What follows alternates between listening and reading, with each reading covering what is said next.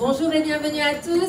C'est une joie de vous recevoir ici, d'être réunis ensemble dans l'église Étincelle. Quelle joie, c'est une grâce. Pour ceux qui ne me connaissent pas, je suis pasteur Rebecca Boulanger avec mon mari, pasteur Philippe, les pasteurs principaux de l'église. Et nous avons la grande joie ce matin d'avoir pasteur Sherilyn qui va apporter le message. Et pasteur Peter est là aussi. Mais c'est vraiment une joie. Mais nous aimons premièrement consacrer notre temps au Seigneur. Amen. Je pense que c'est pour ça que vous êtes venus ce matin. C'est pour élever le nom du Seigneur, peut-être pour en entendre plus par rapport à Jésus. Mais en tout cas, sachez qu'il siège parmi les louanges de son peuple. C'est ce que nous dit la Bible. Donc on va se lever. Les paroles seront affichées sur les écrans et seront affichées dans les commentaires sur le live. Mais nous allons élever le nom du Seigneur ensemble. Donc prions. Seigneur, nous te remercions pour la grâce, le privilège que c'est, que nous avons la liberté de pouvoir se rassembler en ce lieu. Peut-être nous avons des restrictions, mais Père, nous pouvons élever le nom du Seigneur. Et nous voulons déclarer que tu es digne de louange, tu es hautement exalté. Et nous voulons t'élever au-dessus de toute circonstance et toute situation et déclarer que toi seul es Dieu. Merci Père pour ce temps avec toi, dans le nom de Jésus. Amen.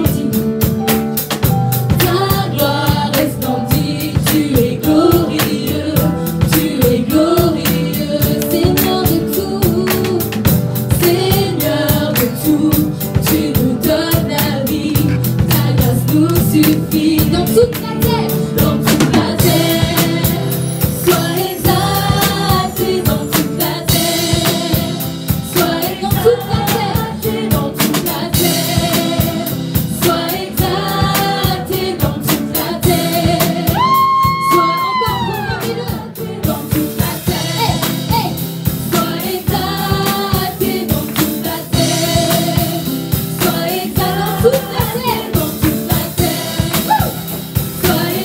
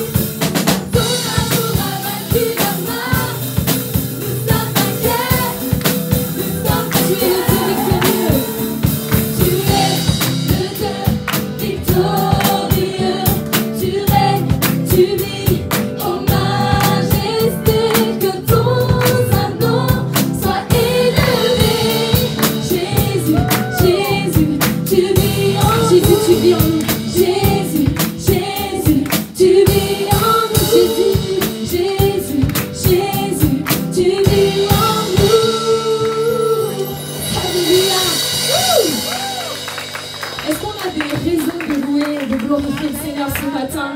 Est-ce qu'on a des raisons de se réjouir? Qu'on puisse vraiment se libérer dans sa présence. Vous savez, on n'est pas là pour notre voisin, on est là pour Dieu, amen. C'est pour lui qu'on est là ce matin. Wouh!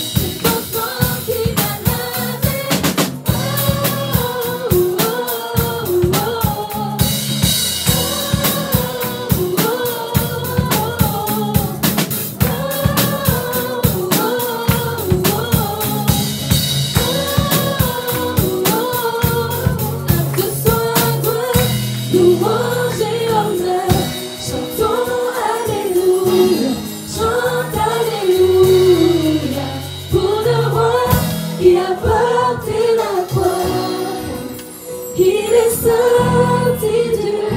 Encore doucement.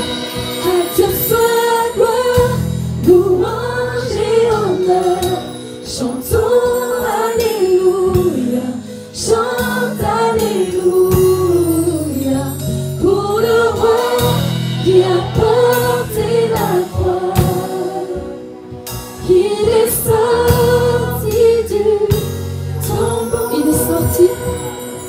Il est sorti du tombeau. Il est sorti du tombeau. Alléluia. Oh Seigneur, combien nous sommes reconnaissants ce matin. Père, si nous sommes là ce matin, c'est pour toi. Pour les frères et sœurs, oui Seigneur, pour passer un temps avec nos frères et sœurs, mais surtout et avant tout pour toi Seigneur. Alléluia. Oui Père, si nous ne pouvons pas être reconnaissants sur terre, comment nous pourrions l'être jour et nuit au ciel? Alléluia. Vous savez, en Apocalypse 7, il y a cette foule, cette grande foule de toute tribu, de tout peuple, de toute langue qui est réunie devant le trône de Dieu, devant l'agneau et qui proclame, qui chante, qui loue, qui adore le Seigneur jour et nuit. La Bible dit jour et nuit. Et ils sont revêtus d'une robe blanche qui a été lavée, nettoyée, blanchie par le sang de l'agneau. Vous savez mes amis, on est les seuls en tant qu'être humain à pouvoir louer et glorifier le Seigneur pour le sacrifice de Jésus. Aucun ange ne peut le faire. Nous sommes les seuls à pouvoir élever ce chant de nos cœurs devant le trône de Dieu. Et mes amis, si nous ne sommes pas reconnaissants, si nous ne savons pas être reconnaissants sur terre, comment nous serons reconnaissants jour et nuit au ciel? La louange a beaucoup plus d'importance que ce qu'on peut imaginer parfois. Dans notre relation avec le Seigneur, la louange prend beaucoup, beaucoup de place. Alléluia. Vraiment, je vous invite à élever vos cœurs. On n'est pas là pour chanter des super chansons, on est là pour proclamer, déclarer notre reconnaissance devant Dieu.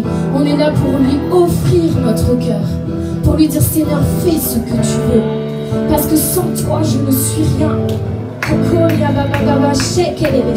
Sans toi je ne suis rien. Tu es toute ma vie. Alléluia. Élevez vos voix. Élevez vos voix. Dites-lui combien vous êtes reconnaissant. Oh oui Seigneur. Alléluia. Oui Seigneur, tu es bon, tu es saint. Tu es le Seigneur des seigneurs. Tu es celui qui n'a pas regardé à gauche, à droite. Tu as fait couler ton sang sur la croix pour qu'aujourd'hui je puisse être devant toi en train de te louer, de te glorifier. Alléluia. Oui, je peux me réjouir en toi, parce que je suis libre en toi, parce que je suis aimé, parce que je suis racheté, parce que je suis saint devant toi, Seigneur. Alléluia.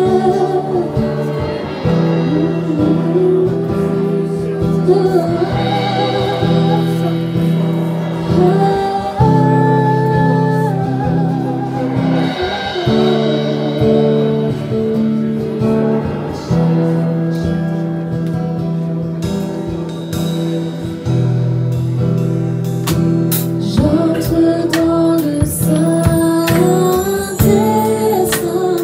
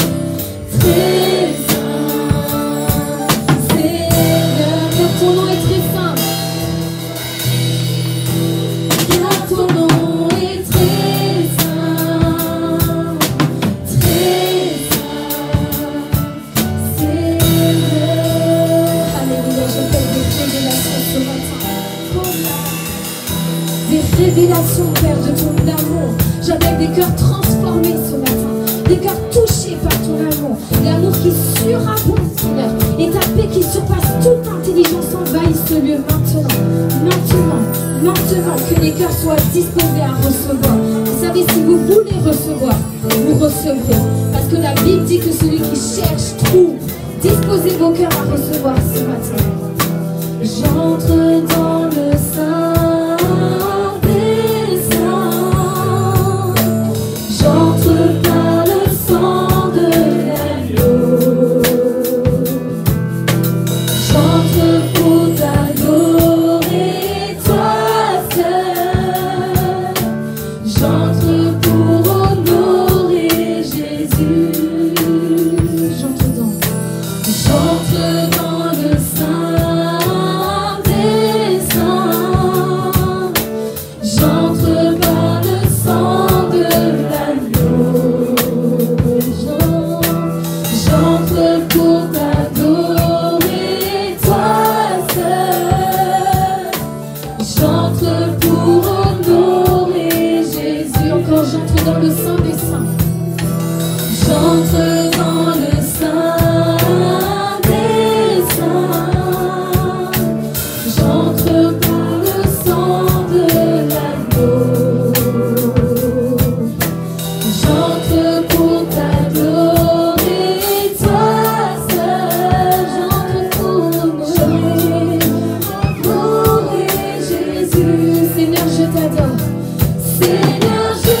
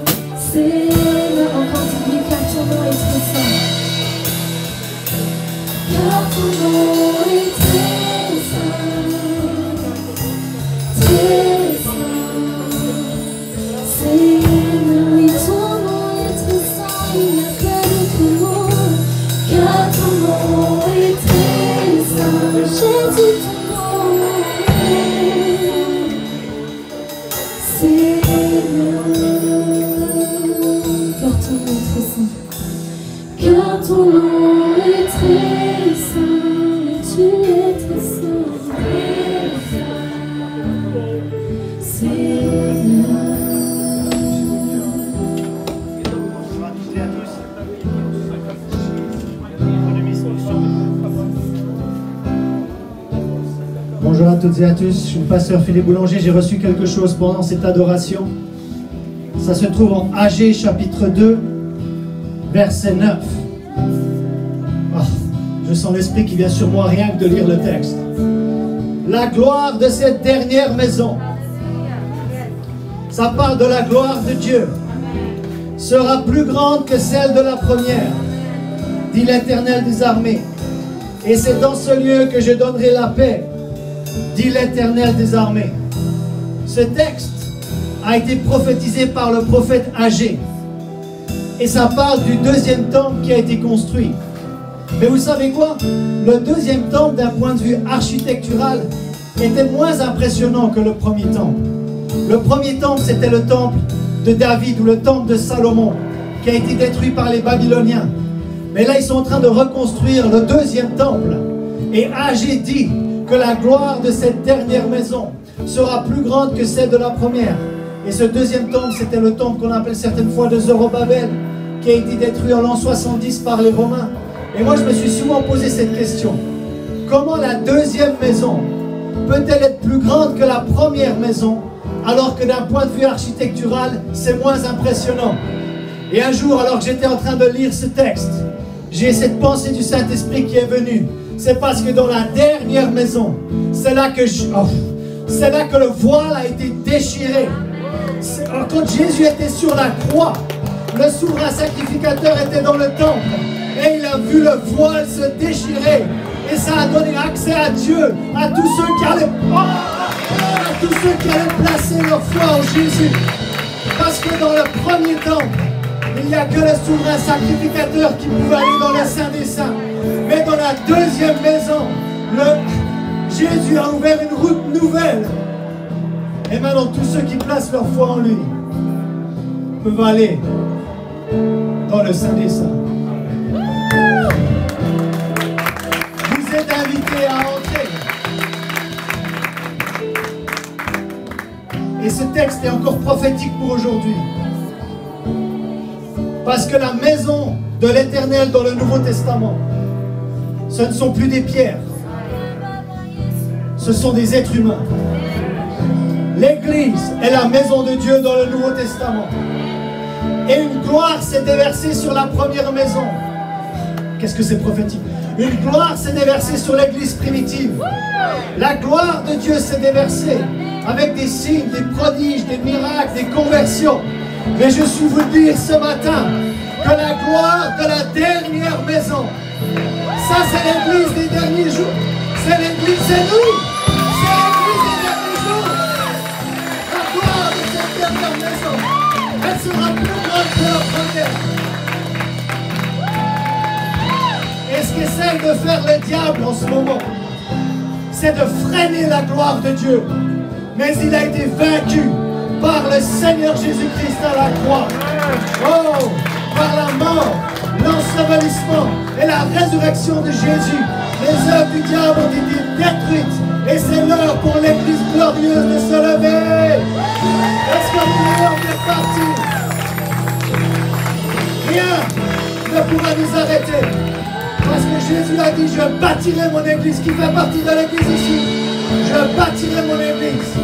Et les portes du séjour des morts ne prévaudront pas contre elle. Et je termine encore en disant ceci, que chaque fois que Dieu termine un temple, il le remplit de sa gloire.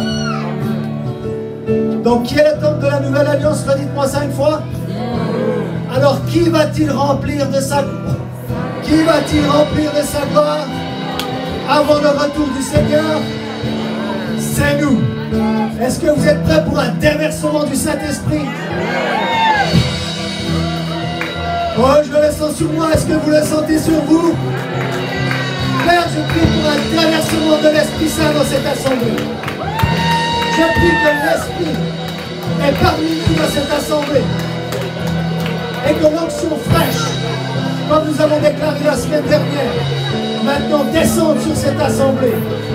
Dieu dit, je oins d'huile ta tête et ta coupe déborde. Oh, tu n'es plus une coupe à moitié vide, tu n'es plus une coupe à moitié pleine. Ce matin, Dieu veut nous faire le plein de Dieu et tu es une coupe qui déborde. Si, tu es une coupe qui déborde. On va reprendre ensemble, Seigneur, je t'adore.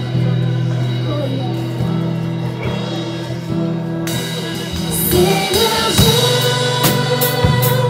t'adore. Je t'adore, Seigneur, je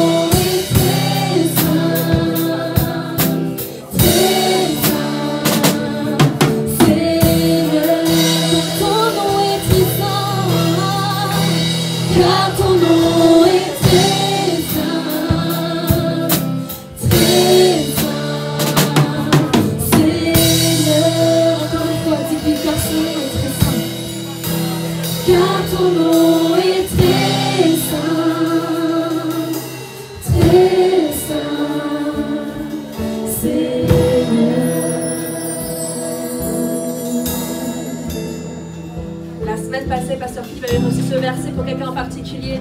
Et il m'a retravaillé encore aujourd'hui, le psaume 92, verset 11. Il dit, tu me donnes la force du buffle. Notre traduction c'est un peu plus poétique, tu me donnes une force sans incomparable.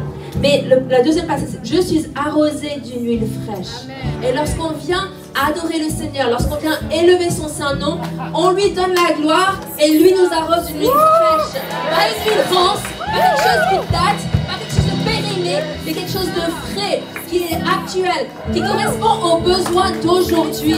Et c'est ce dont nous avons besoin, c'est de recevoir ce qu'il a pour nous aujourd'hui. Amen. Et Dieu a une parole pour vous aujourd'hui. Dieu a un message pour vous aujourd'hui. Et peut-être que vous l'avez déjà reçu pendant ce temps de louange, d'adoration. Gloire à Dieu. Mais vous savez quoi? La célébration n'est pas encore finie. Dieu a encore des choses à nous communiquer. Amen. Alléluia. Il est bon. Il est bon. Et sa bonté dure à tout jamais. Alléluia. Merci Seigneur. Merci pour le précieux sang de Jésus qui nous a lavés, qui nous a purifiés, qui nous rend dignes. Rien d'autre peut nous rendre dignes de nous approcher du trône de la grâce. Rien d'autre ne peut nous rendre donner ce droit de s'approcher de Dieu. Mais le sang qui a été versé par Jésus à la croix nous rend dignes. Et on ne peut rien faire par nous-mêmes. Il a déjà tout accompli. Tout ce qu'on peut faire, c'est recevoir ce qu'il a fait pour nous. Amen. Alléluia. Vous pouvez prendre place. Alléluia. Nous avons des bonnes choses préparées. Merci Seigneur.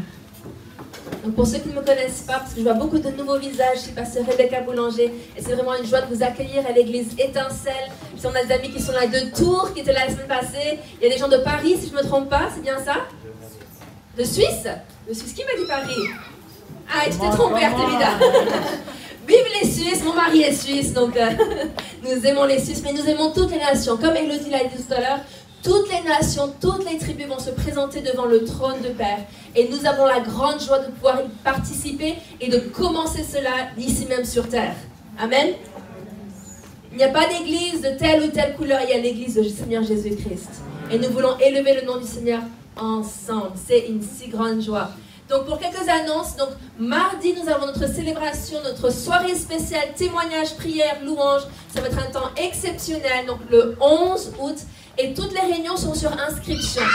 Alors, je sais qu'il y a des gens qui sont venus aujourd'hui, vous n'étiez pas inscrits. Vous pouvez remercier ceux qui sont inscrits, qui ne sont pas venus, parce qu'on doit quand même limiter le nombre de personnes qui peuvent venir. Pourquoi? Parce qu'il y a des normes, des normes de sécurité et distanciation sociale qu'on doit respecter. Et on veut les respecter pour qu'on puisse rester ouvert. Amen. Oui. Amen. Pourquoi? Parce que nous voulons rester en bonne santé. Aussi, je vous demandais à tout le monde de bien garder le masque sur votre visage, de bien couvrir alors que vous êtes là. Nous qui nous sommes devant, on l'enlève, mais c'est pour ça qu'il y a un peu un périmètre devant nous. C'est pour vous protéger des postillons. Bien qu'on ne postillonne jamais.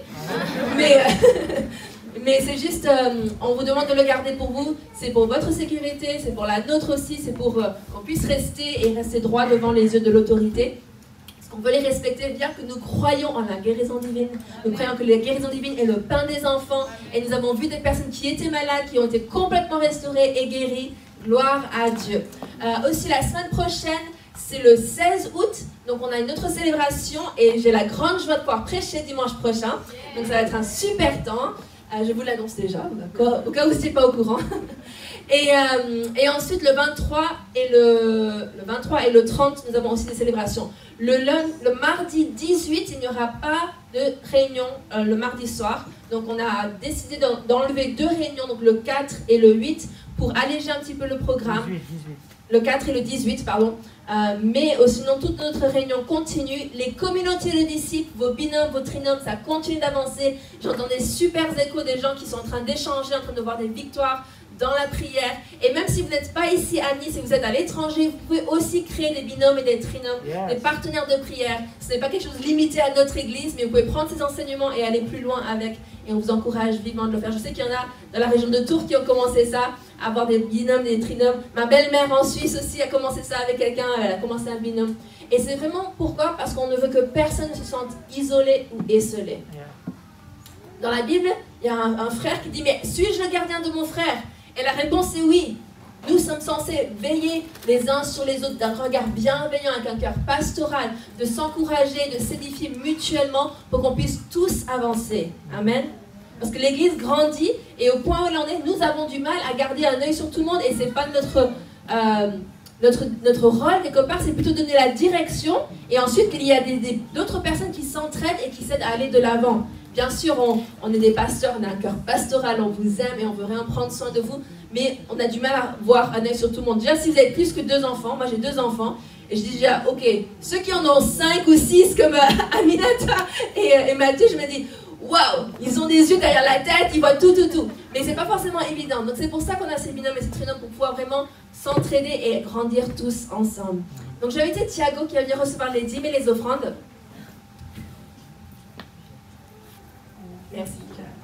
Et aussi, petite information, donc pour donner vos dîmes et offrandes, on va mettre un panier devant. Merci de suivre les sens, les aiguilles de montre avec les flèches qui sont indiquées au sol. Vous pouvez aussi donner en ligne via PayPal ou virement bancaire.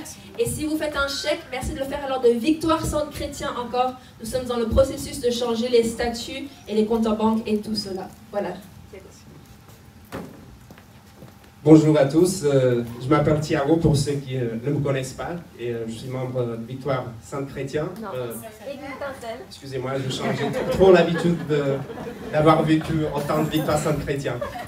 Je m'excuse, l'église Étincelle en fait, et je suis ravi d'être parmi vous. D'abord, je voulais faire une petite prière avant de commencer à vous présenter les dîmes et les offrandes. En fait. Seigneur, je te remercie, Seigneur, pour ta provision, Seigneur, pour ta fidélité, Seigneur. Même si, Seigneur, si on est dans une situation, Seigneur, qui n'est pas comme d'habitude, Seigneur. Seigneur, merci pour ta fidélité, Seigneur, pour ta provision, Seigneur, qui est constante, Seigneur, parce que tu ne nous abandonnes pas, Seigneur. Mon thème pour aujourd'hui, pour les dîmes, c'est intéressant, c'est donner au Seigneur en temps de crise. C'est très facile de donner au Seigneur quand tout va bien en fait, quand nous avons toutes les ressources que nous pensons qui sont nécessaires pour donner au Seigneur. Et pour cela, je vais vous parler d'une histoire que beaucoup d'entre vous connaissent, c'est l'histoire de la veuve de Sarepta. Pour vous donner un petit contexte, en fait, le prophète Élie avait transmis un message de la part du Seigneur au roi Akab d'Israël, comme quoi il aurait une sécheresse très très longue en fait, ça allait être très difficile. Et le Seigneur a dit à Élie, dans un premier temps, je vais t'envoyer dans le désert et tu vas être alimenté par des corbeaux. Il aura aussi un torrent en fait, là où tu pourras boire. À un moment donné, comme la sécheresse a commencé, bien évidemment, le torrent, il a séché. Et donc Dieu lui dit, et maintenant tu vas vers la veuve de Sarepta. C'est une veuve qui avait un enfant, et en fait, avec très peu de moyens, et Élie va dans la maison de la veuve de Sarepta, et il devait être nourri pour cette femme. Ça allait être un challenge. Donc je vais vous lire 1 Roi 17, 10, 14. Je vais lire à l'écran, je pense. Il se leva, il alla à Sarepta. Comme il avait arrivé à l'entrée de la ville, voici, il y avait là une femme veuve qui ramassait du bois. Il l'appela et dit, va me chercher, je te prie, un peu d'eau dans un vase. Ça c'est pas très difficile. D'abord, elle va juste lui donner à boire, afin que je boive. Et elle alla en chercher. Il l'appela de nouveau et dit, apporte-moi, je te prie, un morceau de pain dans ta main. Elle répondit, l'Éternel ton Dieu est vivant. Je n'ai rien de cuit, je n'ai qu'une poignée de farine dans un pot et un peu d'huile dans une cruche. Et voici, je ramasse 2 morceaux de bois. Puis, je rentrerai et je préparerai cela pour moi et pour mon fils. Nous mangerons, après quoi nous mourrons. Ici, nous voyons une réaction purement humaine, en fait. Humainement parlant, en fait, elle n'avait que la nourriture pour son fils et pour elle-même. Et si elle devait donner d'abord au prophète Élie, normalement, elle a dit, après je vais mourir parce que je n'aurai plus rien à manger. Mais on va voir ce que Dieu a fait. Élie lui dit, ne crains point, rentre, fais comme tu as dit, seulement prépare-moi d'abord avec cela un petit gâteau et tu me l'apporteras, tu en feras ensuite pour toi et pour ton fils. Car ainsi parle l'Éternel, le Dieu d'Israël, la farine qui est dans le pot ne manquera point, et l'huile qui est dans la cruche ne diminuera point, jusqu'au jour où l'Éternel fera tomber de la pluie sur la face du sol. Je vais vous faire une petite comparaison entre la situation actuelle et la veuve de Sarepta. Elle n'avait pas de mari et très peu de moyens. Avec le Covid, ça a provoqué une baisse de revenus pour beaucoup d'entre nous et ça a été une situation difficile. Il y a une très longue saison de sécheresse qui a été annoncée par le prophète du Seigneur. Et là, si je peux dire, entre guillemets, nous assistons à une sécheresse économique. C'est que toute l'économie, un peu partout dans le monde, elles ont été bouleversées. Mais on va voir ce que Dieu fait pour la veuve de Sarepta et pour nous. Amen. La veuve de Sarepta, est-ce que tu pourrais me remettre, s'il te plaît, le verset 13? Élie lui dit, ne crains point, rentre, fais comme tu as dit, seulement prépare-moi d'abord avec cela un petit gâteau et tu me l'apporteras. Tu en feras ensuite pour toi et ton fils. La veuve de Sarepta a fait ce que nous devons tous faire, c'est-à-dire même dans un moment difficile comme celui-là, elle a fait un pas de foi. Elle ne s'est pas dit, je vais garder. Élie ne lui a pas dit, écoute, tu fais d'abord pour toi et après tu me nourris. Ça serait trop facile de faire ça. En fait, la veuve, elle a fait un pas de foi. Elle a mis le Seigneur en premier. Comme le verset qui dit en Matthieu 6, 33, cherchez d'abord, premièrement, le royaume de Dieu. Et je vous rajouterai toutes les choses en dessus. C'est ce qu'elle a fait. Et aussi le Seigneur nous bénira encore plus.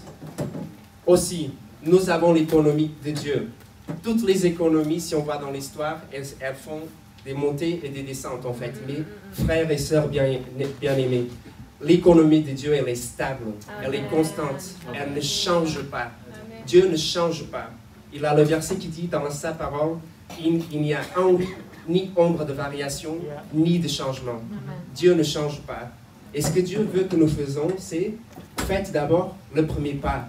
Même si la situation vous semble difficile, que vous vous dites, j'ai pas trop de ressources, faites d'abord le pas. Donnez au Seigneur et le Seigneur va vous bénir encore plus. C'est ce que le Seigneur veut. C'est un pas de foi de notre part. Si vous voulez, vous pouvez livrer un chèque à l'ordre de Victoire Sainte Chrétien.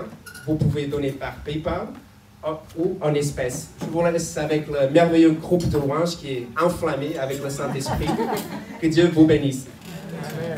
Je vous invite à vous lever. Dans la joie, parce que c'est la joie de Dieu qu'on a, n'est-ce pas? On apporte nos dîmes et nos offrandes parce qu'on sait que Dieu va agir.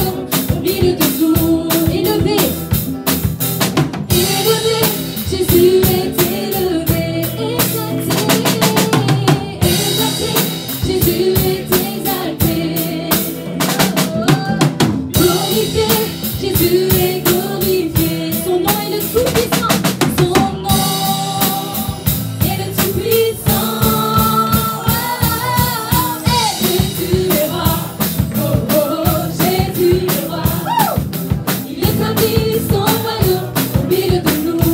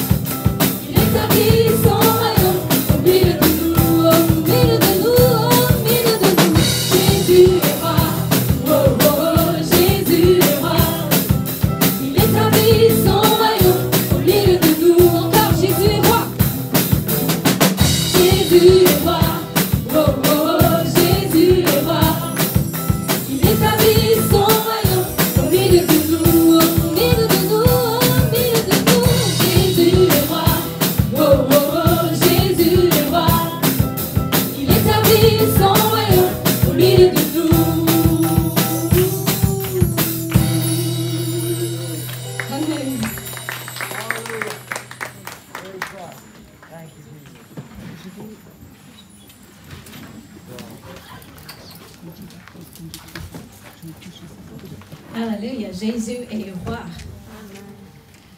Il établit son royaume, donne nos vies. Amen, alléluia. Pas uniquement au milieu de nous, mais aussi dans notre vie. Alléluia. J'ai le plaisir et le privilège de vous partager la parole de Dieu avec vous. Pour ceux qui ne me connaissent pas, je suis pasteur Sherilyn, je suis un des pasteurs dans cette église avec pasteur Philippe et Rebecca et mon mari, pasteur Peter, et l'équipe pastorale. Je suis ravie que vous êtes présents ici avec nous aujourd'hui. Alléluia. Donc, ce matin, je veux partager la parole de Dieu avec vous et le titre de mon message s'appelle « N'abandonnez pas le navire, laissez Dieu vous conduire ». Alléluia. Et vous savez que Jésus a dit qu'il ne nous laissera pas les orphelins en Jean 14, verset 18, mais il viendrait à nous. C'est ce qu'il a dit à ses disciples. Et nous sommes ses disciples. Et donc nous ne sommes pas les orphelins, nous sommes des enfants de Dieu. Et en Jean 14, 12 à 18 et Jean chapitre 16, et vous pouvez regarder ça chez vous, parce que puisque c'est les vacances, ça vous donne un peu de lecture. Hein? Je vais vous mettre à le challenge des défis de piocher un petit peu aussi dans la Bible. Et il dit ici, dans ces passages de la Bible, Jésus donne justement un autre consolateur. Il a dit, je ne vous laisserai pas comme des orphelins, je viendrai avec vous. Qu'est-ce qu'il a fait? Il a envoyé le Saint-Esprit, qui est notre consolateur, qui est notre défenseur, qui est notre avocat, qui demeure avec nous et en nous, et qui conduira dans toute la vérité. J'aime ça. Et il nous enseignera, il va nous rappeler de ce que Jésus a dit, et il nous annoncera aussi les choses. Il nous annoncera aussi les choses à venir. Certains d'entre vous, vous n'avez pas pris vos vacances cette année, vous ne savez pas pourquoi, vous n'avez pas la paix, et puis voilà, maintenant vous savez. Il nous a édifiés et il nous renouvelle notre homme intérieur et il va nous enrober avec les dons spirituels. Il ne nous laissera jamais, jamais, jamais, jamais, jamais toute seule. Amen. Dieu est toujours avec nous, il est notre Père. Il n'a jamais, jamais, c'était jamais son intention de nous créer et après de nous laisser ici et se débrouiller toute seule. C'est un Père. Quelle mère fait ça avec ses enfants? Débrouille-toi, débrouille-toi. Non, jamais. On sort de la maternelle et dit, ben voilà, c'est dans le berceau, alors débrouille-toi ma chérie, hein, nourris-toi comme il faut. Ben non, c'est absurde. Et puis aussi, bon, c'est absurde lorsqu'ils sont partis au fac de dire, voilà, je vais vous donner le biberon. Il y a un stade pour chaque chose, amen.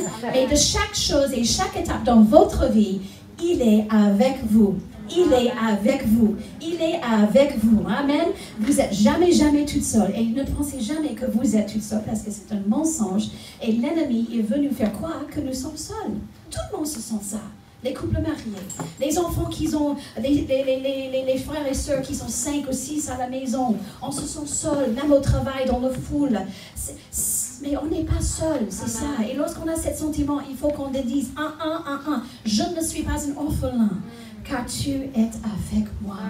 Amen. Et juste avant de continuer, j'ai préparé un petit clip vidéo de notre cher Louis de Fenez pour mettre un peu de joie et de bonne humeur dans ce matin parce que la joie du Seigneur est notre force. Donc je vous invite justement de regarder ça et pour ceux qui sont chez vous et vous nous suivez live, il y a le lien pour que vous puissiez regarder plus tard, s'il vous plaît. Monsieur, non, monsieur, pour aller à Lafarge sur l'Irec, s'il vous plaît. Pardon, pour aller à Lafarge sur l'Irec. Ben, moi, je prendrai par là, par le petit chemin qui est derrière la dernière maison à droite. Par là? Hein? C'est bon ça, vous ne pouvez pas vous tromper. Vous coupez par la forêt sur ma gauche, tout droit jusqu'à la ferme des Deux Chênes. C'est celle à la Marcelle. Oui. Là, ça fait 3 chemins. S'en prenez qu'un. Celui qui est juste à droite par rapport à celui du milieu. Oui, S'appuyez 2 fois sur ma gauche. oui, Et vous tombez où il y a des fils de fer barbelés. bon, Même que c'est une honte de les avoir foutus là.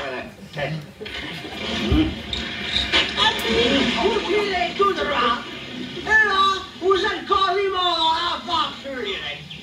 Vous ne pouvez pas vous tromper. Monsieur. Voilà, vous ne pouvez pas vous tromper, n'est-ce pas? Est-ce que vous avez tout compris, ces directions? Mais justement, le Saint-Esprit, il est en nous et il va nous conduire dans toute la vérité. Et quand Dieu nous parle, c'est simple et c'est clair. Dieu merci. Amen. Il ne va pas nous envoyer à la forêt et tourner à sa gauche, etc., etc. Mais c'est juste pour vous donner une illustration que parfois, nous, les êtres humains, nous compliquons un petit peu les choses. Et Dieu, il est simple. Amen. Amen. Donc, si Dieu est avec nous et il veut nous conduire dans toute la vérité, je pense qu'il est préférable justement de savoir à qui nous dirige.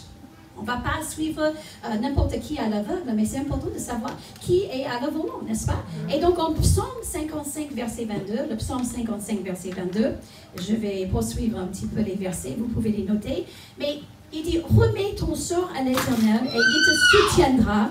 Il ne laissera jamais chanceler le juste. Amen. Et puis la Bible de Samuel nous dit, rejette ton fardeau, ou tes affaires plutôt, n'est-ce pas? Sur l'Éternel, il prend soin de toi et il ne laissera pas les justes s'écrouler pour toujours.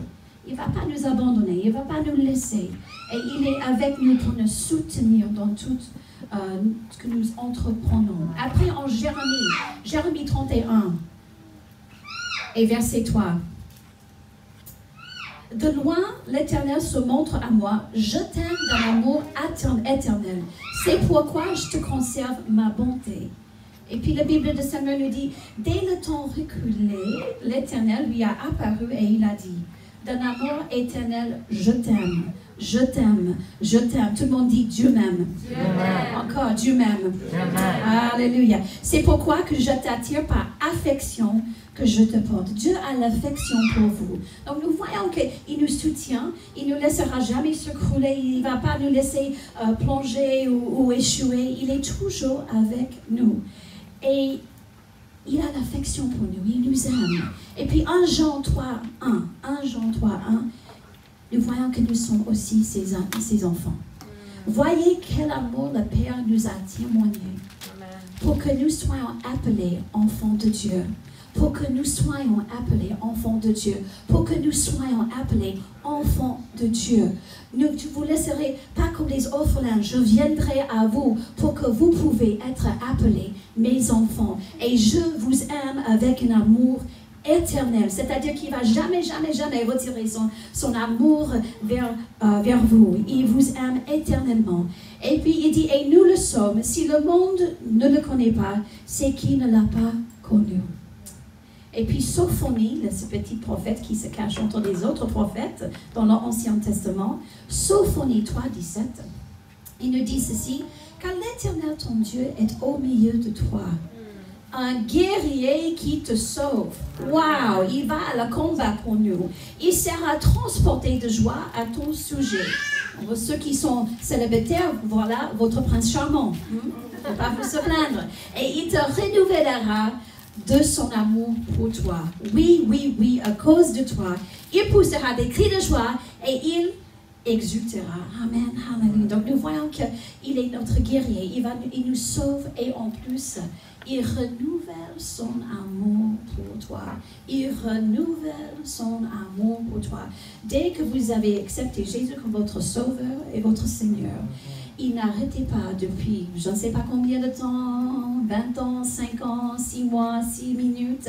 Il n'arrête jamais, jamais de vous dire je t'aime, je t'aime, je t'aime. Il n'a pas dit ben voilà maintenant vous êtes venu à l'hôtel, vous êtes sauvé, vous êtes l'enfant de Dieu, débrouillez-toi maintenant, vous savez que je vous aime, n'oubliez jamais. Non, non, il va toujours nous rappeler, il va renouveler son amour en nous. Amen. Comment? Par sa présence qui demeure en nous, par le Saint-Esprit qui est notre consolateur, par le Saint-Esprit qui demeure en vous, pour que nous ne soyons pas des orphelins, mais il va toujours renouveler son amour pour nous, pas juste nous rappeler, mais renouveler. Amen. Mais quand nous avons jamais vraiment eu un exemple d'amour du Père Céleste qui est parfait, c'est parfois difficile à imaginer, c'est parfois difficile à captiver cet amour. Mais nous avons des versets bibliques ici qui pourra nous aider à comprendre mieux à qui nous suivons. Alléluia. Je ne sais pas pour vous, mais je crois que cette personne est de notre côté. Amen. Il est de notre côté. Et on va finir avec un dernier passage en Romains 8, 31 à 39. Romains 8, 31 et 39. Il renouvelle son amour pour nous, il ne nous laissera pas comme des orphelins, il vient à nous. Il est en nous, il est parmi nous maintenant, et quand vous quittez ce lieu et vous rentrez chez vous, il est chez vous aussi. Alléluia. Qui dirons-nous donc à l'égard de ces choses? Si Dieu est pour nous, qui sera contre nous? Dites, Dieu est pour moi. Dieu est pour moi. Lui qui n'a point épargné son propre Fils, mais qui l'a livré pour nous tous, comme nous nous donnerons-t-il pas aussi toutes choses avec lui? Il est généreux, il partage toutes choses avec nous. Amen. Verset 33, qui accusera les élus de Dieu? C'est Dieu qui justifie. Qui les condamnera? Christ est mort. Et bien plus, il est ressuscité. Il est à la droite de Dieu. Et il intercède pour nous. On n'est pas tout seul, il intercède pour nous. Ça, c'est bon de savoir. Yes. Quelqu'un prie pour vous. Vous dites, oh, il n'y a personne qui prie pour moi. C'est Jésus. Il est là, il intercède à vous et il est à la droite du Père. Oh, il n'est pas juste derrière, quelque part au fond avec des anges, mais il est assis à la droite du Père. Il est le boss et il intercède pour vous. Une ligne directe. Alléluia. Verset 35. Et qui nous séparera de cet amour qui est renouvelé pour nous? Sera la tribulation? Est-ce que ça sera l'angoisse? Tout le monde a eu ces moments de séparation, ces moments d'angoisse. Ou est-ce que c'est la persécution? Ou même la faim? Je ne pense pas, certains d'entre nous ont eu faim, mais ce n'était pas gourmandise, je pense. Hein. On n'a jamais allé un mois sans rien manger, je pense. Mais ou la nudité, hein. On est tous habillés aujourd'hui, on n'a jamais ressenti de ne pas avoir des habits. Peut-être pas des habits qu'on veut parfois, mais la nudité ne peut pas nous séparer de l'amour de Dieu. Amen. Amen.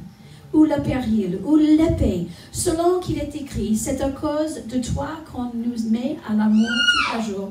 Quand nous regarde comme des brebis destinées à la boucherie. Ça, c'est une partie qu'on n'aime pas trop, mais néanmoins, c'est vrai, mais néanmoins, il a dit, mon amour, je renouvelle tous les jours pour vous, et je ne vous laisserai pas toute seule, même que si c'est la fin. Alléluia. On a vu la semaine dernière, Pasteur Philippe a partagé la parole de Dieu avec nous, le l'apôtre Paul, qui était mordu par cette serpent. Et il a secoué cette chose. Amen. Il n'a pas laissé cette morsure le séparer de l'amour de Dieu. Amen. Alléluia. Il se peut qu'on traverse des choses. Mais Dieu, il dit ici, qui pourra nous séparer de l'amour de Dieu? Il n'a pas dit que le péril, les angoisses et la faim et la nudité ne viendraient pas à nous. Il n'a pas dit ça. Il a dit que ça ne peut pas nous séparer de l'amour de Dieu. Amen. Alléluia. Ça va venir, oui, parce qu'on vit dans un monde de ténèbres. Mais il a dit que ça ne peut pas nous séparer de son amour. Amen. Ça ne peut pas séparer de son présence. Amen. Ça ne peut pas nous séparer que le fait qu'il est notre guerrier et qu'il va vous sauver. Amen. Alléluia. On va continuer en verset 37. Voilà. Mais dans toutes ces choses, tout le monde dit toutes ces choses. Nous sommes plus que vainqueurs. Plus que vainqueurs. Tout le monde dit plus que vainqueurs. Encore une fois, plus que vainqueurs. Encore une fois, plus que vainqueurs. Alléluia. Pourquoi et comment? Par celui qui nous a aimés. Alléluia. Par celui qui nous a aimés. Vous savez que si vous ne savez pas que Dieu vous aime, comment vous pouvez dire que je suis plus que vainqueur? Parce qu'il est dit, c'est par celui qui nous aime. Amen. Si vous pensez que Dieu ne vous aime pas, ben vous allez être comme ça toute la longueur de la journée. Et dans votre vie, vous allez sentir minable, indigne. Mais non, nous sommes plus que vainqueurs par celui qui nous a aimés. Verset 38, car j'ai l'assurance, tout le monde, j'ai l'assurance. Je vais vous faire travailler aujourd'hui. Qui n'a ni la mort, ni la vie, ni les anges, ni les dominations, ni les choses présentes, ni les choses présentes, ni les choses présentes, ni les choses présentes. Alléluia. Ni les choses présentes aujourd'hui. Oh, et même les choses à venir. Ni les puissances et les choses à venir, ni l'auteur, ni la profondeur, ni aucune autre créature ne pourra nous séparer de l'amour de Dieu. Et je trouve que ce passage est quand même intéressant, parce qu'ils disent, dans Éphésiens 3, ils disent de connaître son amour, l'auteur, profondeur, largeur et longueur. Et même ici, ils disent que même, il n'y a aucune hauteur, il n'y a aucune profondeur, il n'y a aucune largeur, il n'y a aucune longueur qui pourra nous séparer de l'amour de Dieu, manifesté en Jésus-Christ, notre Seigneur. Son amour envers nous est certain. Elle est certaine. Alléluia. Nous ne sommes pas des orphelins. Nous sommes la lumière dans le monde, la lumière dans les ténèbres. Et Dieu est avec vous. Dieu est avec vous. Amen. Pourquoi voudrions-nous être ailleurs si Dieu est avec nous? Amen. Amen. Amen. Souvent les gens disent, oh, si seulement c'est l'automne parce qu'il fait trop chaud maintenant, ou si seulement je pourrais être à Paris parce que nous sommes à Nice et vice-versa. Mais pourquoi nous voudrions-nous aller ailleurs lorsque nous avons Dieu avec nous? Parce que lorsque nous avons Dieu avec nous, nous avons son amour, nous avons une vie triomphante et victorieuse, nous avons sa joie et sa paix qui va nous conduire. Amen. Vous n'êtes pas des orphelins. Dieu est avec nous. Donc nous voyons qui nous conduire. Maintenant, on va voir comment Dieu nous conduit. Est-ce qu'il conduit de la façon que ce monsieur a donné les directions à Louis de Funès? Je pense que non. Et Dieu merci, parce que c'est trop compliqué. Mais parfois, les gens vont compliquer Dieu. Mais il nous conduit simplement par la paix à l'intérieur. Pas de ce qui est à l'extérieur, la logique, les convenances. Ça ne me convient pas, donc je ne vais pas le faire. Ça va être toujours un peu inconfortable, surtout par la crainte ou la manipulation. Dieu ne nous dirige pas ni par la crainte, ni par la manipulation. Il nous conduit aussi par sa parole. Parfois, on reçoit juste la parole. Et le Saint-Esprit est toujours en accord avec le Saint-Esprit, avec la parole de Dieu. C'est très important de savoir. Dieu m'avait tant de temps, quand j'étais jeune chrétien, j'ai entendu un mot. Et puis après, il m'a montré un verset dans la Bible. Amen. Ça, c'est bon. Si vous ne trouvez pas un verset dans la Bible pour un mot qui vous a été donné, mis en quoi là-dessus, il dit non, mettez-le à côté. Amen. Parce que le Saint-Esprit est toujours en accord avec la parole de Dieu. Et Dieu va aussi nous conduire en plaçant les gens sur votre chemin. Et il va vous placer sur le chemin des autres aussi pour les aider à conduire. Peut-être vous cherchez quelque chose qui est très important et cette personne va vous conduire à un magasin ou un lien sur l'Internet qui peut vous aider à être très utile. Dieu va placer les gens dans votre vie pour vous aider le longueur de votre chemin et il va vous placer aussi sur le chemin des autres pour justement les aider dans leur vie, la longueur de leur vie aussi. Donc, et c'est toujours par étape, par étape, par étape. C'est-à-dire que Dieu va vous donner peut-être un mot ici ou un autre mot là. Mais si vous n'agissez pas sur ce mot ou sur ce que Dieu vous donne, il ne va pas vous donner ou dévoiler la prochaine étape. Vous allez rester là, vous allez rester là, vous allez rester là. Oh, vous allez chercher Dieu, vous allez chercher Dieu. Et il est juste là devant vous, mais on ne le voit pas parce qu'il nous a déjà dit ce qu'il faut le faire. Ou il nous a déjà parlé. Mais parce que peut-être nos vies sont trop encombrées et nos cœurs et nos oreilles sont un peu... nos oreilles sont bouchées et nos cœurs sont encombrés. Et nous avons des ongles morts. On ne l'entend pas et on ne l'envoie pas. Mais dès qu'on commence à obéir et faire ce que Dieu dit, il va ajouter une autre étape. Il va nous conduire encore le prochain pas, et le prochain pas, et le prochain pas. Et il va agir justement comme ça. Et tout d'abord, il faut obéir. Dieu est bon, j'aime sa parole. Regardons un homme qui n'a pas abandonné justement le navire, mais qui se laissait conduire.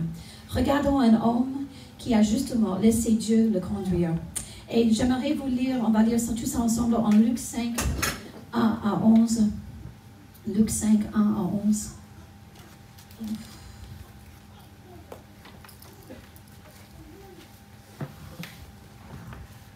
Et vous connaissez tous cette histoire.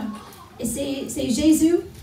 Alors un jour, Jésus se tenait sur le bord des lacs de Gennesaret et qui la foule se presse autour de lui pour écouter la parole de Dieu. Verset 2. Il a aperçu 2 barques au bord du lac et les pêcheurs étaient descendus nettoyer les filets.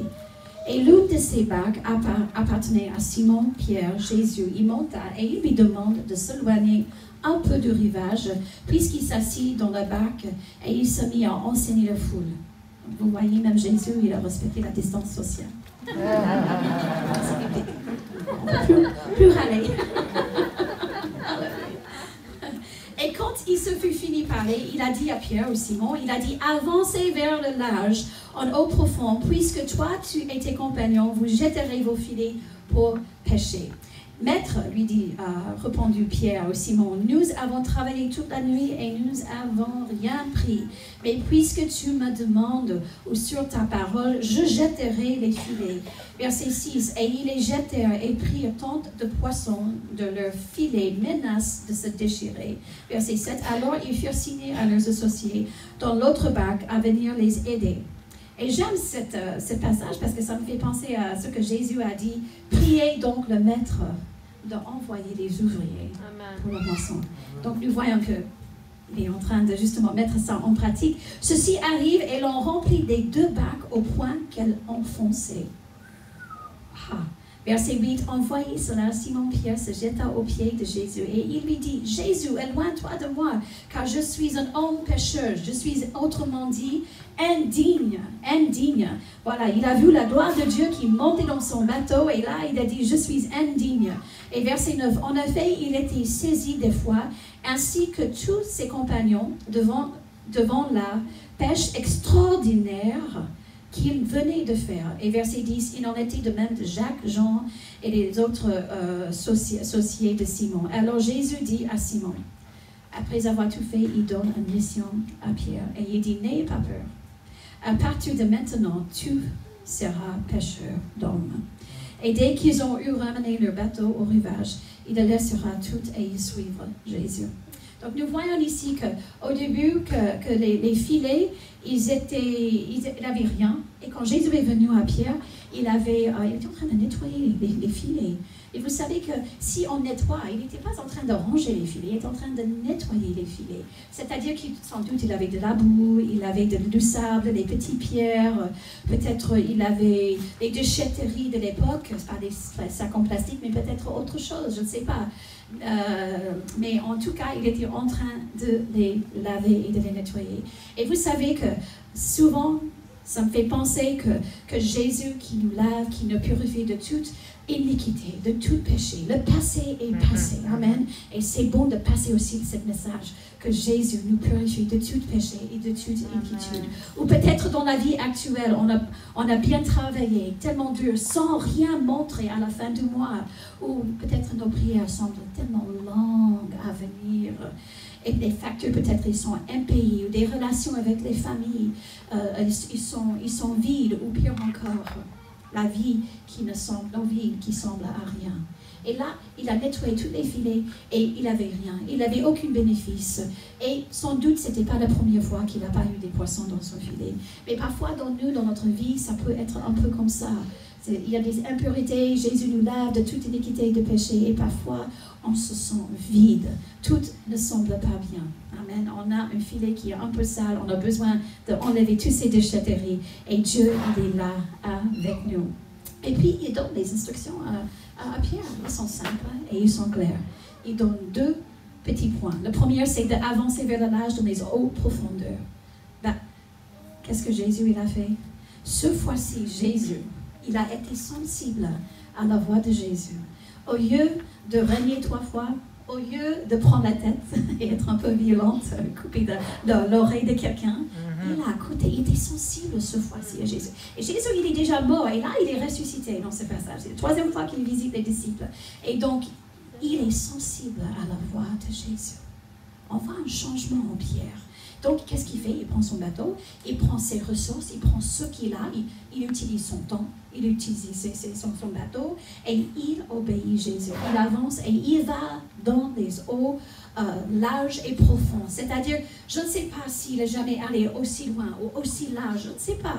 Mais en tout cas, il était en train d'amener dans un endroit pour le bénir. Vous savez que parfois, Dieu nous demande d'aller dans les eaux larges et aussi profondes.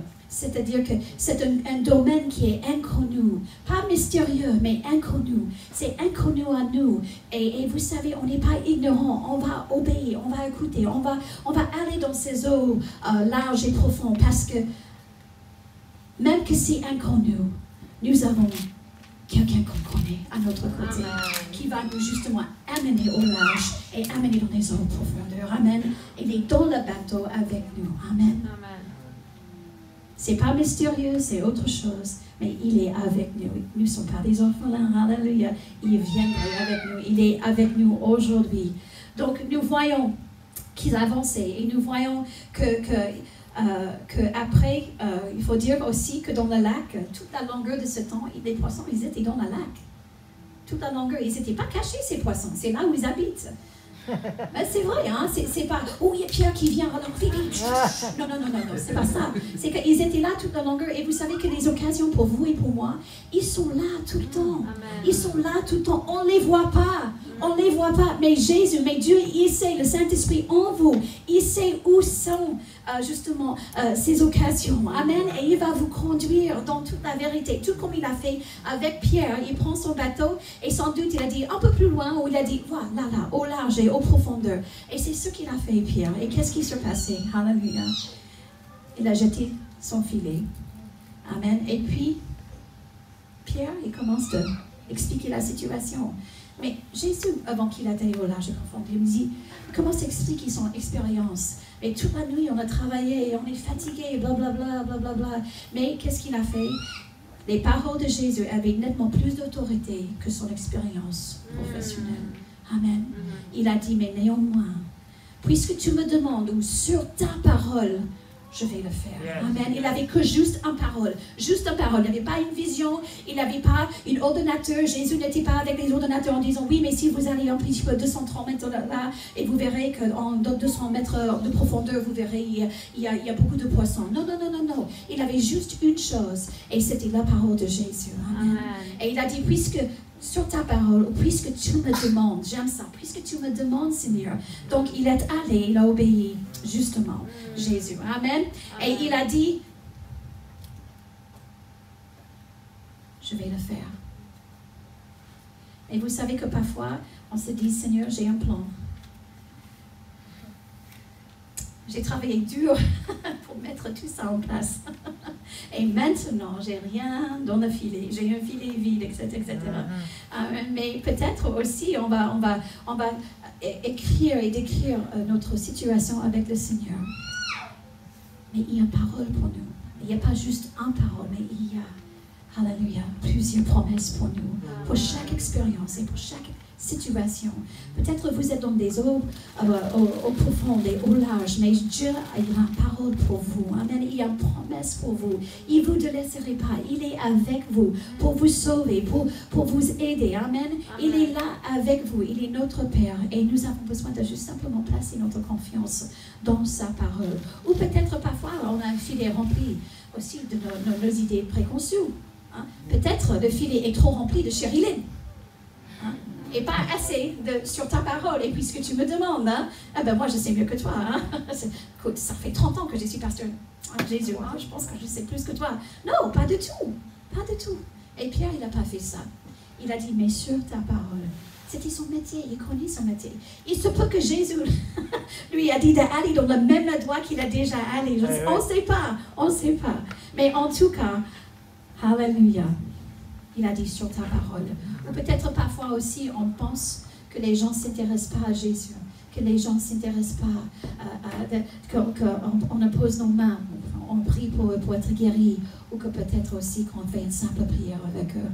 On ne pense pas, parce que nous avons des idées préconçues. Mais sur ta parole, il a jeté le filet et puis il a agi sur la parole de Dieu. Et nous avons vu la suite, qu'il avait 2 bateaux archi pleins, borés, alléluia, des poissons. C'est la moisson, c'est la réponse à vos prières, c'est la bénédiction pour vous, pour que vous puissiez être une bénédiction. Moi, je vois souvent on voit ça d'une manière évangéliste, mais autant que pasteur, on est généraliste et on voit les deux côtés. Je vois le côté pastoral et je vois le côté évangéliste dans tout cette chapitre. Dans cette expérience de Pierre, il n'a pas abandonné le navire, il a laissé Dieu lui conduire. Lorsqu'il est revenu de la pêche, il n'aurait pas dit Jésus, je vais pas écouter, laisse tomber Jésus, laisse tomber. Mais non, il était sensible à la voix de Jésus, il a retourné peut-être à la même lieu et cette fois-ci, il prenait 2 bateaux avec lui pour justement, alléluia, amener. Et il a demandé, hey, mes frères, viens, les collègues, ils sont venus et ils ont rempli 2 bateaux. Et le filet a presque plein à craquer, amen, hallelujah. Et ça, c'est ce que Dieu a réservé pour vous. Mais la question se pose, c'est est-ce que nous serons obéissants? Amen. Hallelujah. Parce que Jésus n'est pas venu juste pour améliorer nos vies, mais il est venu pour transformer radicalement tous les aspects de notre vie. Amen. Tous les aspects. Hallelujah. Et avant, nous avons existé comme cette filet, qui était juste un filet vide. Mais après, hallelujah, le passage de Jésus, on voit, hallelujah, cette deux filets, hallelujah, plein de poissons. C'est la nouvelle naissance. C'est d'être rempli de l'Esprit de Dieu, la vie en abondance. Amen. Et nous voyons que Jésus est venu donner justement cette vie extraordinairement bonne. Hallelujah pour nous. Amen. Découvre une vraie vie avec une vraie raison. Amen. Et nous voyons à la fin qu'après il a fait ça, Pierre a dit, je ne suis pas digne. Tu m'aimes trop, Seigneur. Tu m'aimes trop.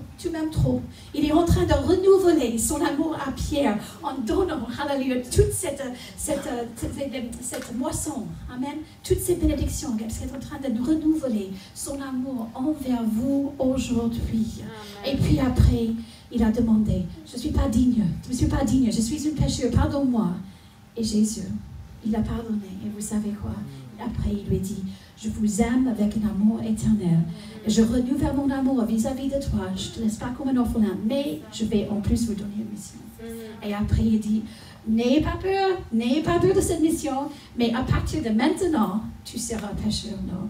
Amen, hallelujah. Ce que tu as reçu, Pierre, donne gratuitement. Il n'est pas en train de dire aujourd'hui à nous tous, on va quitter notre profession, nos familles, etc., etc. Mais ce qu'il est en train de dire, c'est qu'il fait de chacun de nous des pécheurs d'hommes. Amen. Et parfois, l'ennemi, il veut l'arrêter. Il veut mettre un trou dans votre bateau pour que vous ne soyez pas des pécheurs d'hommes. Parce que la première chose, il va vous faire quoi? C'est que Dieu ne m'aime pas. Je suis seul. Je suis délaissé. Et s'il arrête la robinet d'amour, ben écoutez, là, on se sent comme Pierre, je ne suis pas digne, je peux pas prier pour cette personne, je ne me sens pas bien, je ne suis pas bien. Il n'y a rien qui sera parfait dans notre vie, il n'y a rien qui sera idéal. Nous sommes des êtres imparfaits, amen. Hallelujah. Nous sommes imparfaits à la perfection, si je peux dire. C'est pour ça que nous avons besoin de Jésus et sa grâce et sa miséricorde, amen. Et je termine avec Romains 8:38, qui rendirons-nous à l'égard de ces choses? Si Dieu est pour vous, qui sera contre vous? Amen. Amen. Il n'y a pas aucun filet, il n'y a pas aucune eau qui est profond ou qui est large qui pourra être contre vous. Et je finis avec le dernier verset, Matthieu 28, 19, 20. Ça sera un péché de ne pas appuyer sur ce passage de Bible. Alléluia. Matthieu 28, 19, 20. Allez, faites de toutes les nations des disciples, les baptisez au nom du Père, au nom du Fils et du nom du Saint-Esprit. Et verset 20. Et enseignez-leur à observer tout ce que je vous ai prescrit. Et voici, je suis avec vous tous les jours. Tout le monde dit tous les jours. Oh oui, jusqu'à la fin du monde. Alléluia. Parfois, on se sent bien à l'intérieur. Mais Dieu, on ne peut pas oublier qu'il a fait de nous des pécheurs. Amen. Alléluia. Avez-vous déjà hésité d'obéir Dieu dans un domaine spécifique dans votre vie? Peut-être oui. Qu'est-ce qui vous empêche justement de saisir cette occasion de faire ce que Dieu vous demande à faire? Amen. Qu'est-ce qu'il vous dit en ce moment? N'ayez pas peur. Alléluia. Il fera de vous des pécheurs d'hommes. Mais avant, il faut qu'il remplisse votre bac. On ne peut pas aider les autres. On ne peut pas nourrir les autres si soi-même n'est pas béni. On est béni pour être une bénédiction. Mais croyez-moi que l'ennemi en ce moment, je pense ce qu'il veut faire, c'est justement, il veut éteindre le robinet. Amen. Alléluia, de l'amour de Dieu. Et c'est le moment de dire non, il n'y a rien qui peut me séparer de cet amour. Alléluia. Amen.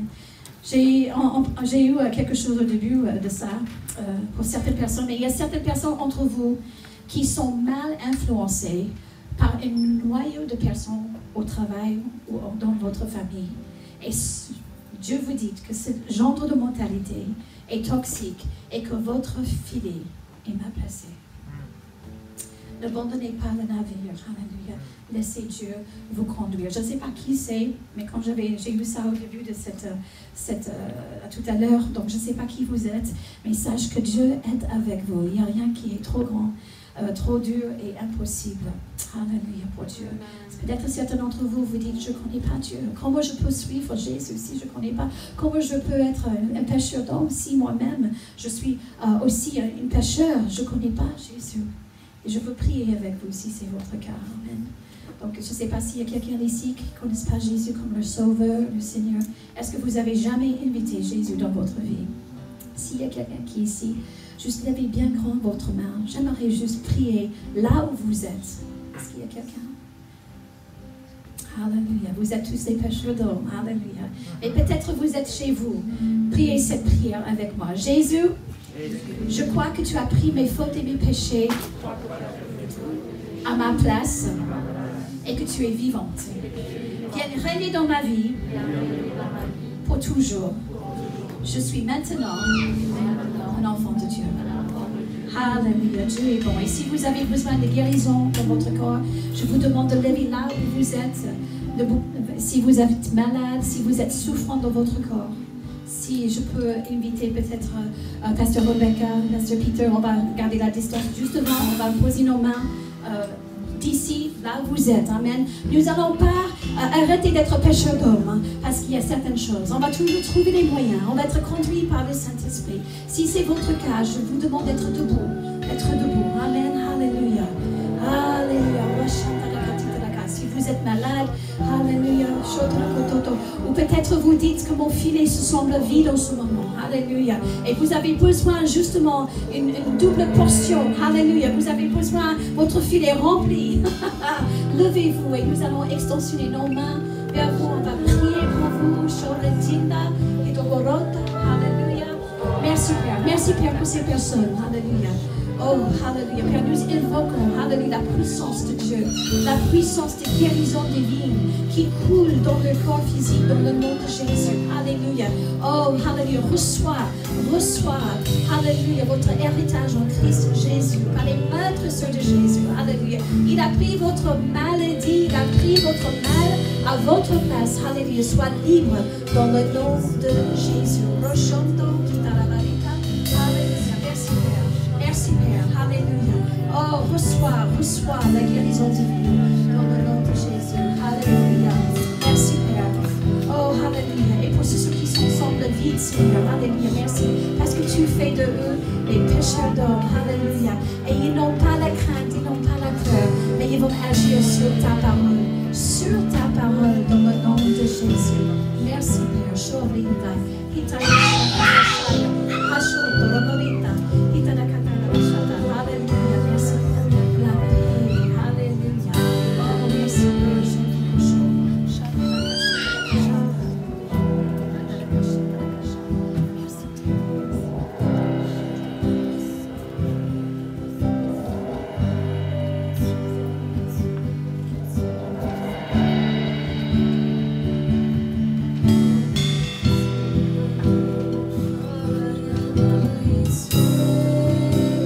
Chanter et élever le nom du Seigneur. Si vous voulez vous lever là où vous êtes, continuons cette accélération. Je t'adorerai, je te chanterai pour l'éternité. Comme David, je t'adorerai, je te chanterai pour l'éternité. Comme David, je t'adorerai.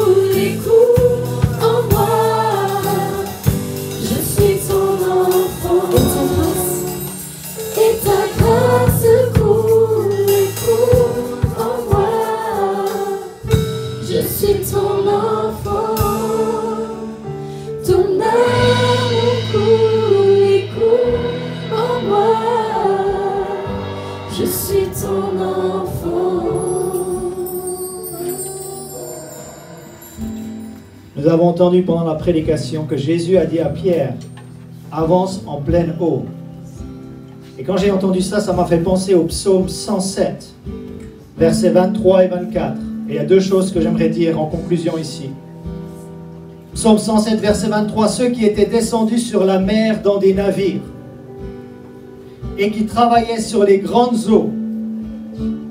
Écoutez bien, 24, ceux-là virent les œuvres de l'Éternel. Qui veut voir les œuvres de l'Éternel dans cette église?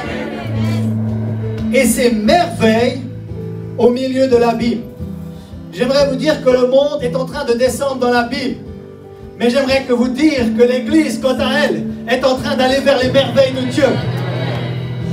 Et une autre chose que je vois dans ce texte, c'est qu'on n'avance pas dans les eaux profondes tout seul. Il nous faut un navire. Et j'appelle toutes celles et ceux qui n'ont pas d'église locale. Ce n'est pas le moment d'être sans église. C'est le moment d'avoir un navire. C'est le moment d'avoir un navire et c'est Jésus qui est le capitaine de ce navire de l'église étincelle.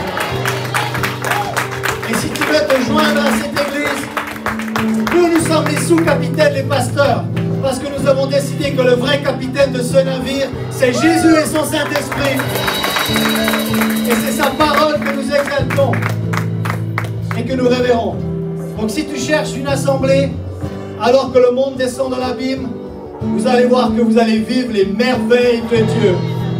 Et que vous pouvez vivre dans les temps difficiles des choses extraordinaires.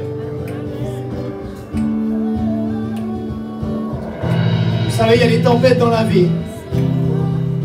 Mais moi, je crois qu'il y a des lendemains après les tempêtes. Et dans la Bible, les lendemains des tempêtes ont été glorieuses. Des merveilles ont éclaté. Moi, franchement, je suis passé par le creux de la vallée, là, en 2020. Donc pour moi, je ne peux aller qu'en haut. Moi, je ne peux pas aller plus bas. Alors, qui est prêt? Qui est prêt à aller vers les merveilles de Dieu dans cette église? Est-ce que vous voulez faire partie d'un navire qui avance dans les eaux profondes? Non, moi, pasteur, moi, j'aime rester au rivage. Non, ce texte nous dit que les merveilles de Dieu sont dans les eaux profondes. Donc, il va falloir naviguer. Et j'espère qu'en 2020, vous avez pris cette décision, je vais avancer avec Dieu, je ne vais pas faire du surplace, mais je vais avancer, je vais grandir, je vais me sanctifier, je vais aller de l'avant avec le Seigneur. Fini le pique-nique? Garde le pique-nique sur la plage, ou prends-le dans le bateau, parce qu'en tant que sous-capitaine de cette assemblée, on va aller dans les eaux profondes, parce que les merveilles de Dieu y sont. Passez un bon dimanche.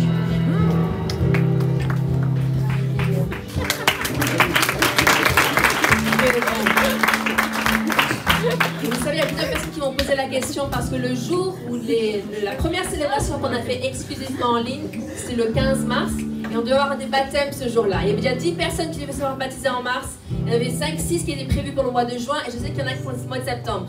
Donc la grande question, c'est quand est-ce qu'on reprend les baptêmes? Que l'an dernier, on a vu 40 personnes baptisées, gloire à Dieu, et je crois qu'on va en voir encore plus cette année. Donc on est en train de réfléchir avec l'équipe pastorale de comment on va le faire, en train de voir stratégiquement comment on va le faire, mais l'idée ce serait de le faire le dimanche, le 3e dimanche du mois de septembre. Il fait encore bon, on va le faire dans la mer, comme ça c'est plus facile au niveau de l'eau et tout ça, et on va faire... ça va être différent, donc préparez-vous à quelque chose de différent, n'est-ce pas? Ça va aussi être en ligne pour que les gens puissent suivre en ligne pour ceux qui ne veulent pas ou pour pas faire un trop grand groupe, parce que l'an dernier au mois de juin, on a 175 personnes qui sont venues pour le baptême, donc on a envahi un peu la plage là-bas, mais donc ça c'est pour les baptêmes, donc 3e dimanche du mois de septembre. Aussi pour les enfants, pour ceux qui ne savent pas, il y a des animations qui sont envoyées chaque dimanche pour faire avec vos enfants à la maison, avec une exhortation, un message, des choses à colorier, des choses à faire. Vous pouvez envoyer un message à l'email ou au numéro de téléphone de l'église et on vous transmettra cela. Merci à Dominique qui est là-bas derrière. Fais coucou Dominique et toute son équipe qui font un travail fantastique avec les enfants. Aussi, nous avons prévu une deuxième, parce qu'on a une célébration exclusivement en ligne pour les enfants, animée par les enfants eux-mêmes, leurs animateurs et les adolescents. C'était vraiment super. Et on prévoit d'en faire un autre en début septembre. Mais on prévoit aussi quelque chose, une célébration spéciale famille, où c'est vraiment adapté à toute la famille pour que les tout petits puissent venir. Parce que je veux vous dire, les nôtres de filles, elles ont hâte de revenir. Mais c'est vrai qu'elles courent un peu de partout. Mais on va avoir une célébration spéciale famille où justement les gens peuvent venir avec leurs enfants. Amen. Et peu importe comment ça se passe, la louange, ça va être plus fun, ça va être plus adapté à leur âge et tout ça. Donc on est en train de préparer ça pour septembre. Donc vous pouvez prier et vous accorder avec nous pour qu'on trouve la meilleure formule de comment le faire. En anglais, on appelle ça Messy Church. Donc c'est pas l'église tout carré, tout on va faire ça. C'est l'église fun et fou et tout ça, adaptée à des enfants et des adolescents. Donc ça c'est pour le mois de septembre. En tout cas, sachez que nous sommes ravis de vous voir, nous sommes ravis d'avancer avec vous. Je ne sais pas si vous avez remarqué, mais depuis que Pasteur Philippe a son chapeau de marin, il y a beaucoup de messages et de messages par rapport à ça. Non mais on va y aller en eau profonde ou pas?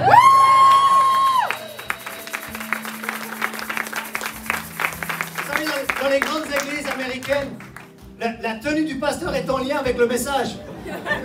Donc la semaine dernière, j'avais mon chapeau de marin et j'ai parlé de Paul et de sa tempête et quand il était sur l'île de Malte. Et là, aujourd'hui, on parle d'avancer en eau profonde. Voilà, bon, si vous n'aimez pas mon look à la Slimane, ça m'est égal, d'accord. Écoutez, le 30 août, parce que la semaine dernière, j'ai fait un comeback passager. Le 30 août, ça sera vraiment mon comeback fan convalescent. Je suis en train de mijoter une nouvelle série.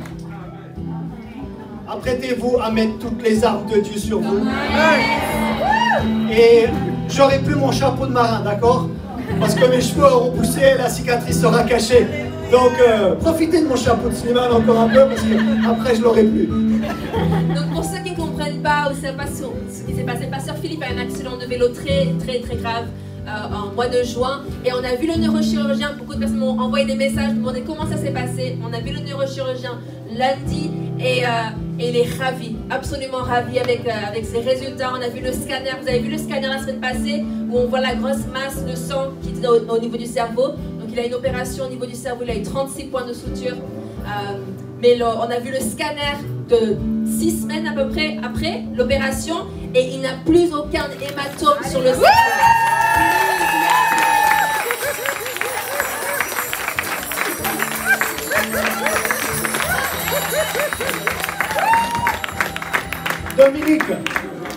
Dominique, tu te souviens quand tu m'as dit il y aura un Philippe avant le 6 juin, il y aura un Philippe après le 6 juin.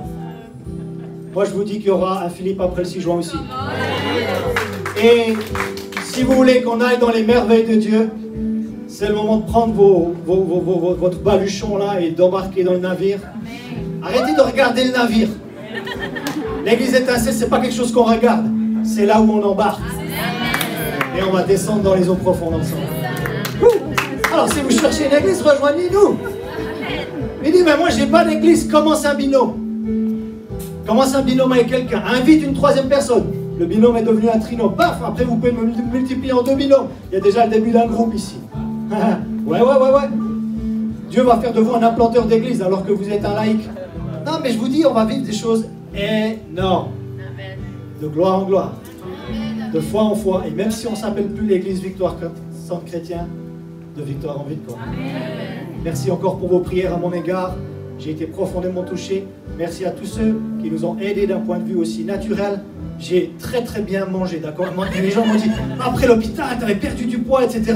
Mais les gens savent cuisiner dans cette église, je peux vous dire. Parce qu'ils ont envoyé des plats chez nous, donc voilà, j'ai repris mon poids, on va dire, de croisière. Voilà. Voilà, on ne vous retient pas plus longtemps, mais soyez bénis, nous vous souhaitons un excellent dimanche et que vous puissiez vraiment continuer à marcher avec cette huile fraîche, n'est-ce pas? Tout au long de la semaine, continuez à vous baigner. Et vous savez, si vous sentez un peu là, mettez de la louange à la maison. Pas besoin d'attendre le dimanche matin. Nous, on le fait le matin, on se lève, on met de la louange. Les filles, tout à coup, elles commencent à chanter. Elles ont 3 et 5 ans. Elles commencent à chanter Promesse, elles commencent à chanter Je sais qui je suis, comme la semaine dernière. Et c'est super. Et nous pouvons déterminer notre journée parce que nous écoutons et ce que nous proclamons. Donc, proclamons les bonnes choses. Amen. Soyez bénis et à mardi pour la prochaine réunion. À bientôt.